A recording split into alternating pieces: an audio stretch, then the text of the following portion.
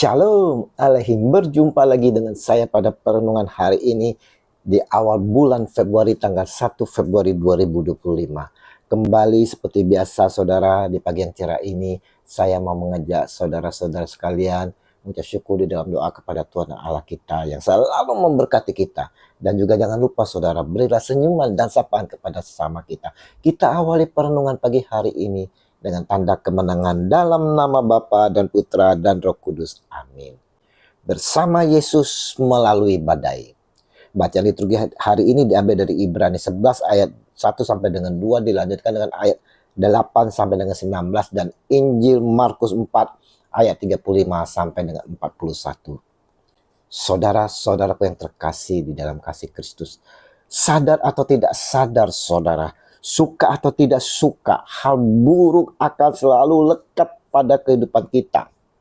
Dan tinggal bagaimana kita meresponi akan hal keburukan yang menimpa di dalam kehidupan kita ini.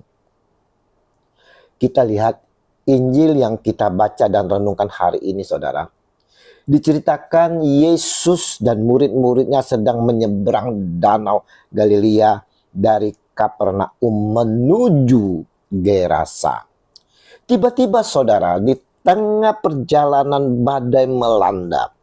Peristiwa ini mengajarkan kepada kita bahwa kejadian yang buruk pun bisa menimpa walaupun kita sudah taat saudara.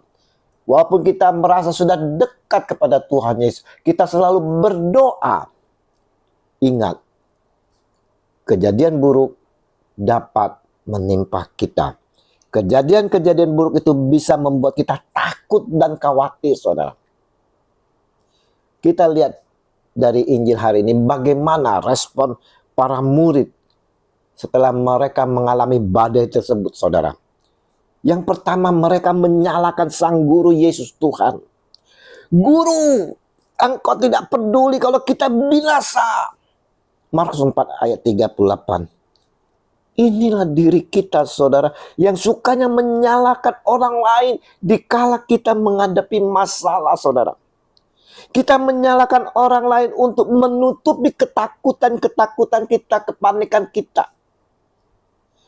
Janganlah kita menyalahkan siapapun ketika kejadian buruk menimpa diri kita, karena tidak akan mengubah keadaan saudara.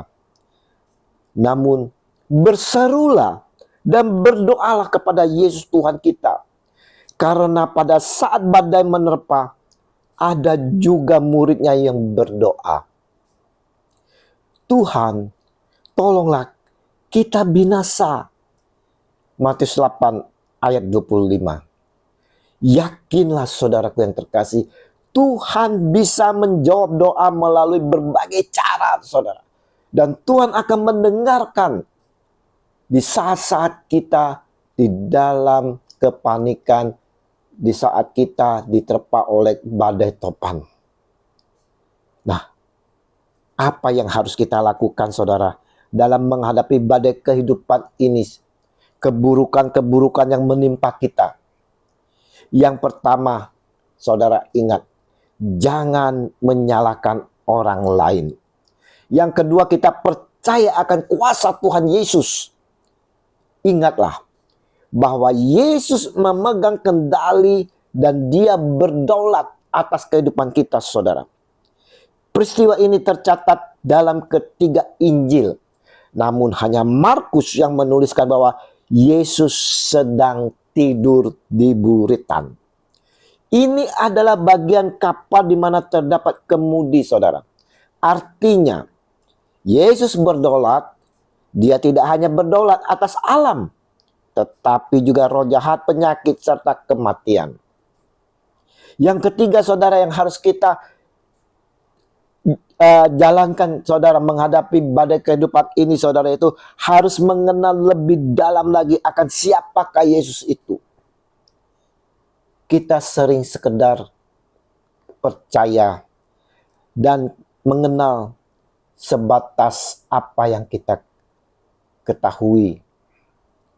Kita lihat di akhir ayat hari ini saudara, mereka menjadi sangat takut dan berkata kepada seorang yang lain, siapa gerangan orang ini sehingga angin dan danau pun taat kepadanya. Markus 4 ayat 41. Siapakah gerangan orang ini? Ternyata saudara, mereka belum mengenal secara mendalam siapa Yesus. Belum mengenal secara pribadi siapa Yesus, saudara. Adakah kita saat ini seperti mereka yang belum mengenal secara mendalam, secara pribadi siapa Yesus itu? Ingat saudaraku yang terkasih, jika kita hanya terpaku pada apa yang Yesus lakukan, berarti saudara, iman kita hanya terpaku pada kondisi yang ada. Jika ada mukjizat, kita baru merasa iman kita besar. Jika tidak ada mukjizat, kita sering kecewa. Tetapi saudaraku, jika kita mengenal Yesus dengan benar saudara, maka kita akan tetap tenang di tengah segala situasi. Keburukan apapun yang saat ini sedang kita alami, badai topan sekuat apapun yang sedang menerpa kita saudara, percayalah akan kedaulatan Tuhan Yesus Kristus kita. Dia yang berkuasa atas kehidupan kita, berkuasa atas alam ini saudara.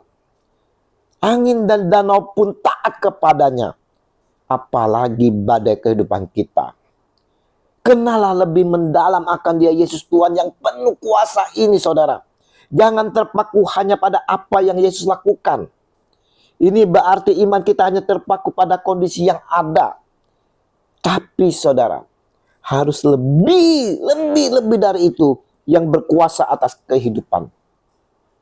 Ingat, Yesus tidak pernah berjanji bahwa kita tidak akan menghadapi segala kesulitan kalau kita mengikuti Dia. Tetapi Dia berjanji tetap bersama dengan kita.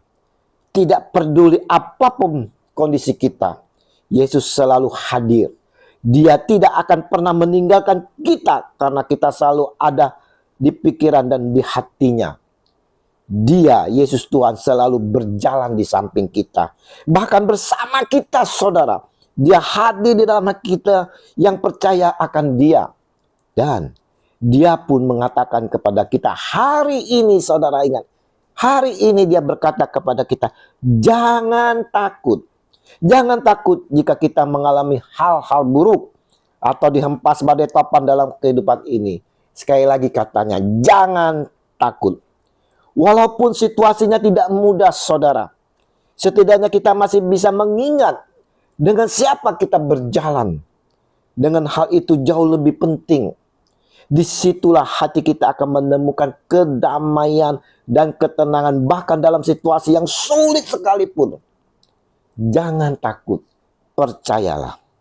Ingat, apapun masalah dan pergumulan kita saat ini, jawaban dan solusi sudah ada pada kita semua.